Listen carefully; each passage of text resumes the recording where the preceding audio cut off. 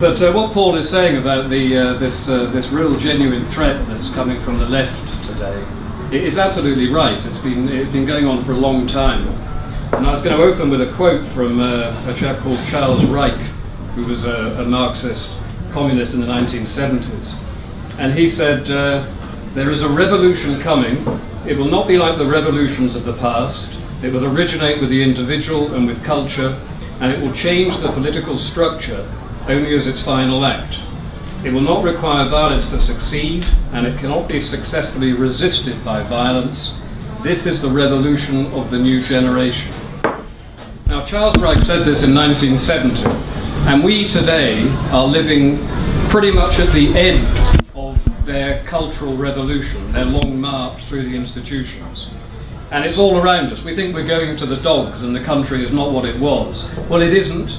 It is going to the dogs, and it's going not just to the dogs, it's going towards our literal end of Western civilization in Britain and also all across Europe, and it's now in America as well. And what was once immoral is now moral, and what was once moral is now immoral. This is the whole inversion of morality is what drove their revolution. And there's another guy, George Lukács, who was part of the Frankfurt School. I won't bore you with the Frankfurt School, but I'm sure you all know about it. But Lukács said, quote, I saw the revolutionary destruction of society as the one and only solution. The worldwide overturning of values cannot take place without the annihilation of the old values and the creation of new ones by the revolutionaries. And this again is what we're living through today. And Herbert Marcuse, another one of these professors over in, I can't remember which university, was asked who were going to be the revolutionary people that would drive their revolution here rather than the Soviet workers. And he replied it will be the oppressed, the blacks, the homosexuals, the feminist militants, even Che Guevara. This was before Islam reared its head. Islam is absolute manna from heaven for these people because this really seriously drives their revolution. And the whole point about, I'll just dwell briefly on the Frankfurt School, was the idea that it was going to destroy us through making us think or believe in certain ways. And this included the destructive criticism of Christianity, capitalism, authority, the family, patriarchy, morality, tradition, sexual restraint, loyalty, patriotism, heredity, ethnocentrism, and conservatism. And critical theory also goes out of its way to repeat the basic problems with what they perceive to be the problems with the West, which is racism, sexism, Islamophobia, colonialism, nationalism, homophobia, fascism, xenophobia, imperialism. And they have successfully done it. And their point was to destroy our culture and to destroy our civilization. And they've done it in all sorts of little ways. When Paul earlier talked about the trade unions, destroying industry was incredibly important to the communists because if our economic base disappears, then we either disappear with it or we embrace communism. And you look at a country like Germany today that manufactures cars. Now, we used to manufacture cars, but the communist left got involved in the trade unions, people like Derek Hammond, and they managed to destroy completely our manufacturing base in terms of auto engineering. We used to be a world leader at it, but not anymore. That's gone.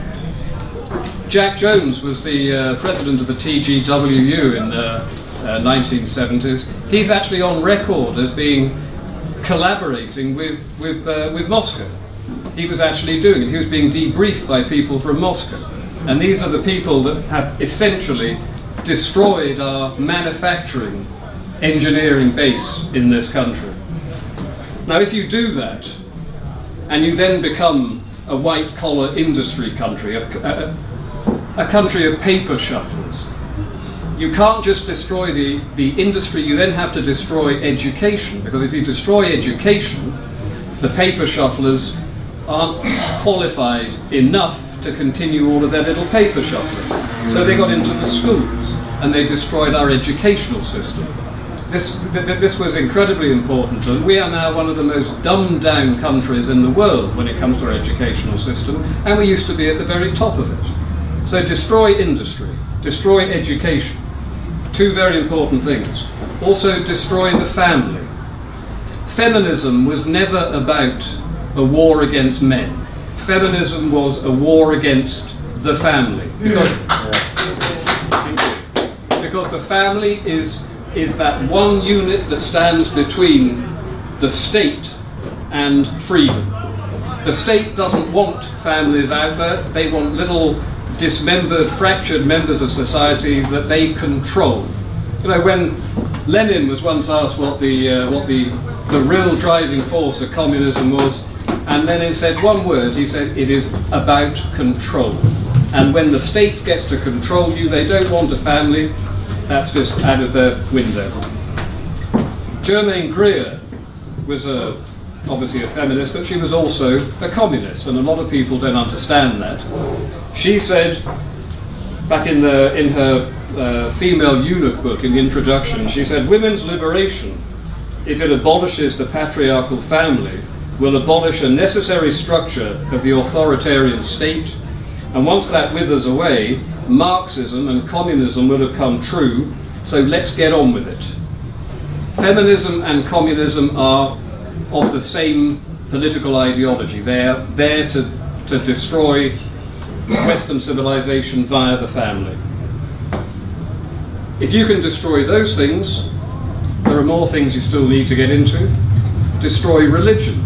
Not all religion, obviously. Protect some religions, but destroy Christianity.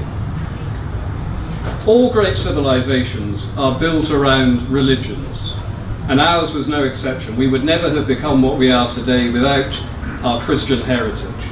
So it was incredibly important, and also the morality that comes with that. You know, Moses and the 10 Commandments, thou shalt not, thou shalt not. These were important. So getting rid of Christianity particularly is another thing that stands between, again, the state and control of the people. If you have an oppressive totalitarian state, you cannot have a religion that goes with it, because their politics is what they want your new religion to be. So eradicate religion. If you eradicate religion, the morality of that religion still lives on afterwards. So you then need to eradicate or destroy morality. Moral relativism. There is no such thing as right or wrong or good or bad. This is all about destroying our moral standpoints. Without morality, you are helpless in the face of evil. And if the left, which I think it is evil, can get rid of that, that is one more little step they take to gaining complete control over us. Destroy the community. The community starts with the family, and then the village and the town and the city, and then finally the nation state. That again needs to be destroyed. So we see these huge buildings going up with impersonal, faceless bureaucrats running these enormous schools and hospitals and housing situations. No more local people. They don't want local people there. They want it removed from the local people and given to the bureaucrats, and the bureaucrats, of course, are the state. And the state that they want, of course, is a socialist/communist state. Destroy the middle class. When communism ended in 1989 in Czechoslovakia, Václav Havel, the dissident playwright who turned into their president, said that before they could rebuild the damage that communism had done, they first had to rebuild the middle class, because the middle class are the backbone of any society. They pay their taxes, they educate their children at home, they do all these terrible things that the state does not want you to do. They want to be in control of your children. They want to be in control of every little fact of your life. So destroying the middle class, and they've done it with what they call the classless society. The classless society has nothing to do with the classless society. It is class war aimed at bringing down what they envisage are the bourgeoisie, the middle class. They are not the bourgeoisie, they don't have the bourgeoisie income, but class warfare, directed from the Labour Party as well, was designed to eradicate the middle classes, and it's worked incredibly well. You know, look at even the royal family have got strange sort of estuary accents. Everyone's totally embarrassed about being middle class these days. And you look at the people on the BBC, think how the BBC used to speak, and think how they speak now. This is all to do with dragging down the middle class, dragging everything down to a lowest common denominator. And why stop at just destroying the middle class? Destroy the working class as well. You open the doors to the entire world, who are, compared to us, extremely poor. What's going to happen? They are going to drive down the wages of every single working man and woman in this country. And these people don't have a proper voice. They can't be heard. But they are being absolutely brutalized by Conservative, Labour, Liberal. All of the policies that are in action at the moment are designed effectively to smear and traduce the working class, because the working class failed them miserably 60, 70 years ago when they didn't rise up for their revolution, for the communist revolution. We were too rich, the working class were too rich by that time. They were standing in a queue in Ibiza for a beer. They were not standing behind barbed wire queuing for toilet paper in Moscow. So we were no longer of any use to them, which I'll come back to later. So there's an awful lot of destruction going on right now. Destroy the nation state. Peter Sutherland is the United Nations Chief Migration Officer, and he has no fear of saying this. He's come out and he said, we will utilize mass immigration and multiculturalism to destroy the nation states of Europe, because unless we destroy them, we cannot politically control them. And this is exactly what they're doing. They wanted to divide England up into 12 regions. Why did they want to do that? Break away Scotland, break away Wales, divide us all up. It's historically very simple. It's called divide and rule. They are totalitarian, oligarch people who want to effectively take away the sovereignty and the nation statehood of every European country for one reason only, which is political control, and they are all of the left who are the people that are doing it. Segregate the generations.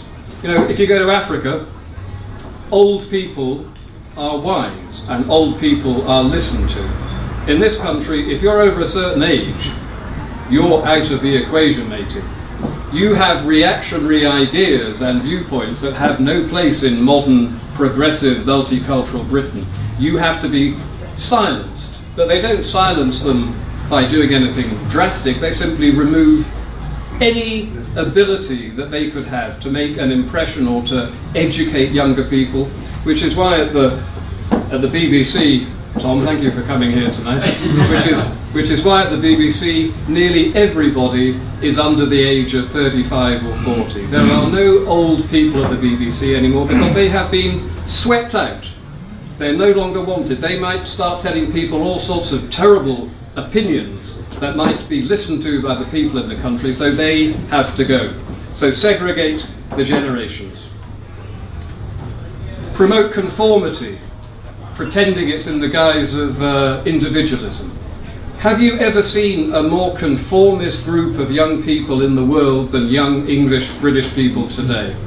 You talk to them about any subject, multiculturalism, gay marriage, feminism, women's rights, equality, diversity, they will all give you the same opinion. Yet they've all been told through their entire school career that you have to be you have to be an individual. They are the most conformist group of individuals I've ever seen in my life, and it's very important, obviously, to do this to them because you need to have groupthink, herd mentality. And while you're at them, young people, make them vaguely anarchic. Remove discipline from schools. Get rid of all the old traditions and the taboos.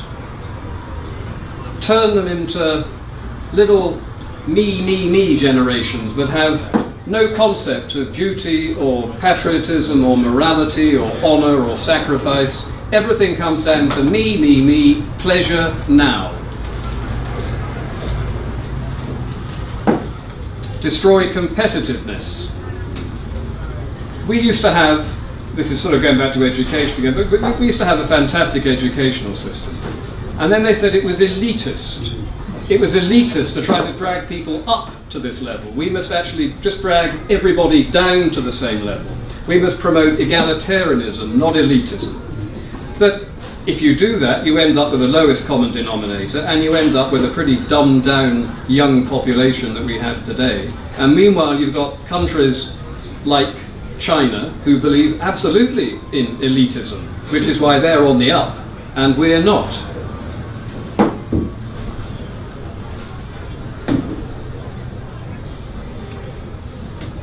Destroy self-reliance.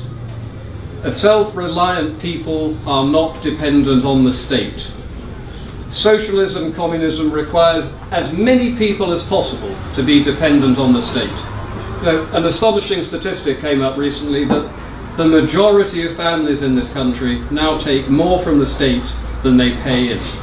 And of course they do this for a very simple reason. Nobody will bite the hand that economically feeds them.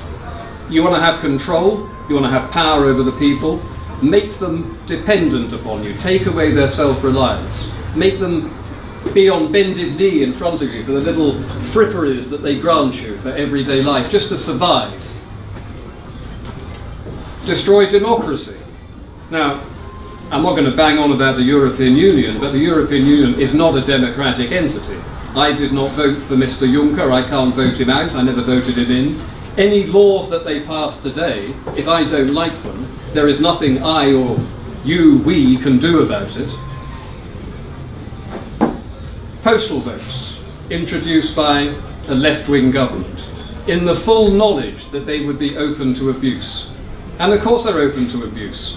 There was a reporter for The Independent, which has to make you laugh a bit, considering what happened to him, who went down to Tower Hamlets in 2010 to find out why there were 150 people, all Muslim, registered to vote in this one house. And when he knocked on the door, one man answered, and he said, "Can I come in and talk to these 150 people?" And so this intrepid young independent journalist didn't just have the door shut in his face, they came out and gave him a good kicking, which cheered me up no end, I've got to admit. But the postal votes are an absolute disgrace. They are taking away our democracy. Baroness Varsi, Baroness Varsi, exactly, but even she, this is how bad it is, she came out in 2010 and said that the Conservatives did not win a majority because of Muslim voting fraud in various areas around the country. And then she went very quiet about it, because this was obviously another one of those taboos we cannot talk about. The media reported it for a day, and then there was some operation to shut the whole thing down. We never heard about it again. But everybody in this room knows that Muslim voting fraud is endemic in this country, and it is eroding our democracy, even if you take away the fact that we are no longer a sovereign democratic nation because of the European Union. But either way, we are losing our democracy. Another most important thing that they have done in order to traduce our civilization, our culture, our race, is to bring in mass immigration. And I go back to this thing before about the idea that the native working class were never going to allow the revolution to happen. You know, when Andrew Never said that we are opening the doors to the world in order to rub the noses of the right in diversity, it wasn't the right whose noses had it rubbed in, it was every single man and woman native to this country.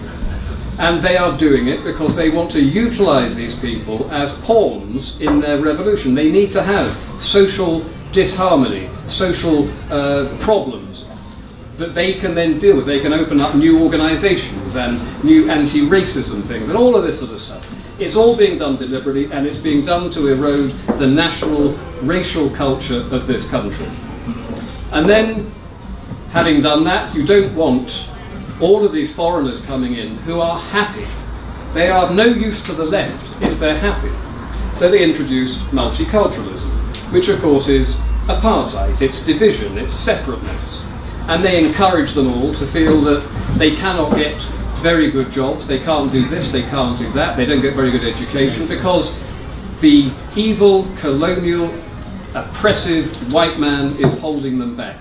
So get this idea into them that they are somehow being oppressed, which of course, the whole thing about communism works on being oppressed. And one thing, to go back to sort of education again, was when Ray Hungerford was hounded out of his school in, was it 3 decades ago now, and all he wanted to do was to make sure that the Pakistani children at the school learnt their lessons in English, not Urdu. This apparently is a totally racist thing to do. We cannot have them assimilating because the left doesn't want them to assimilate. They are of no use to the left when they're happy assimilated. They might even end up getting well-paid jobs and voting Conservative. So this is something they don't want to happen. So when Ray Hungerford was hounded out of the school, one of the guys that was principally behind the sort of gang mob mentality that got him out, and his name I can't remember, but he was a black Marxist who wrote a book called Black Power in Britain. And he actually said, did you? No, it's Chris Mullard. Chris Mullard was his name.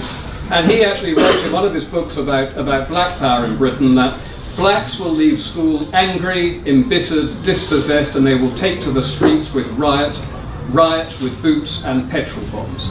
This is what this guy wanted. Now Chris Mullard is now Sir Chris Mullard. He was rewarded. He was given an OBE for this. Ray Hungerford is a destroyed man. Ray Hungerford wanted them to assimilate. Mullard wanted potential revolutionary pawns. Mullard won, Hungerford lost, we lost. Destroy native resistance. We all know about that. If you talk about these things, you are smeared as a racist, Islamophobe, xenophobe. The idea that, I'm no fan of Nick Griffin, but in 2006 when Nick Griffin said that there were Muslim gangs in our northern cities raping white girls, he was prosecuted for it. He was prosecuted for this. And these people, the policemen, the social services, the local councils, they knew it was going on, but they were equally as happy to howl down Nick Griffin as everybody else on the left was. And then they brought in, they tried to get him on the first place for inciting racial hatred, for daring to suggest that, some Muslims are gang raping white girls. They wanted to prosecute him for this, but they couldn't get him because, as he's quite rightly said, Islam is not a race. So in 2006 they brought in inciting religious hatred to make sure that nobody could possibly notice what was going on in our northern cities, which is an absolute disgrace. Disgusting, as I'm sure you will agree.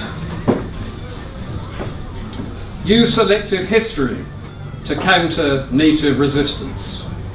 Now, anybody that's been or knows of children who've been through schools in this country over the last 20, 30 years knows that in the history lessons they make this huge commitment to teaching them about Nazism, because they know that when they leave school and they have been thoroughly immersed, but they know that Nazism is evil. It's been done and drilled into them over and over again. So when they are then accused of being a Nazi, because for example they might say an awful lot of Muslim gang rapists in Rotherham, don't you know, they get accused of being a Nazi. So they think, no, if that's what I am, then I'm not going to talk about what's going on in Rotherham, because I don't want to be a Nazi, because I know that that is a very bad thing. And that is the only reason that schools fixated on the whole Nazi thing without ever mentioning the crimes of Stalin or the crimes of Ho Chi Minh or the crimes of Pol Pot or the crimes of communism generally. Never. That was never ever mentioned. Now the final thing on top of all of this is to distract the population. X Factor, EastEnders, soap operas, all of these things are designed to A, make sure that everybody gets their mind right about what they should be thinking in terms of migration, immigration, multiculturalism, feminism, homosexuality, gay marriage. That's always there in the subliminal subplot to make sure they know that. But it's also to distract them. It's bread and circuses, like it was in Roman times. Make sure that people never have enough free time to actually think about things that are going on in this country. So this, all of us here tonight are thinkers. We have seen what's going on. We know what's going on. We are trying to do something about it. But an awful lot of people out there are quite happy. They work hard, they go home, they sit down, they turn on the TV, and that's it. They go to sleep, and then they repeat the process every day for the rest of their lives, distracting the population when they are doing all of these things I've just outlined to you, is the final nail in their revolutionary drive. It is not in our coffin yet, because we are still here and we are still fighting back. And I hope that we are growing. And I also feel that with every year or 5 years, certainly in terms of decades now, nobody in 10 years' time will be thinking the way they're thinking today from the useful idiot liberal left. And I'm just going to close by saying that the hard left who have been doing this have deliberately done it. They know exactly what they're doing. The liberals who are following them are not evil people. They're not very well informed people, they're not very bright people, but they are not evil. The hard left in this country, the communist left, is evil. The liberals are facilitating what's going on, and it is down to us, because we can never destroy the hard left. The hard left are in total control. All we can do is try to persuade the liberals that what they see today as right and wrong is upside down. The whole inversion of morality, the inversion of common sense, the inversion of decency, the inversion of right and wrong. We need every day just to get little bits and pieces out there to make people change their opinion, because we are not far right, we are not extremist, we are not racist, we are not Islamophobic, we are none of these things. We are good, decent, humane people who see a serious problem driven by an evil clutch of people who, as Paul said quite rightly earlier on, in the last century killed 100 million people to get their political ideology cemented. And I believe that they would do it again, given half the chance. We have to defeat them, but we cannot defeat them unless we persuade the useful idiot liberals.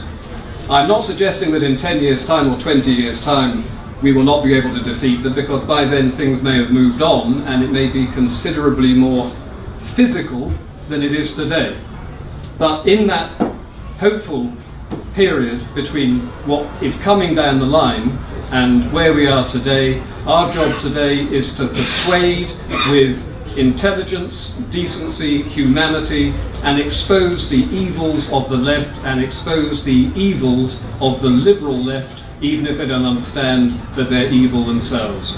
But if you put all of this stuff together I've been speaking about, we do not have a future. Our future is only going to be provided for our children and our grandchildren if everybody in this room and the people outside this room who believe the way that we do continues what they're doing, continues fighting, and continues. We've all got to continue, and that's pretty much my piece there. Thank you.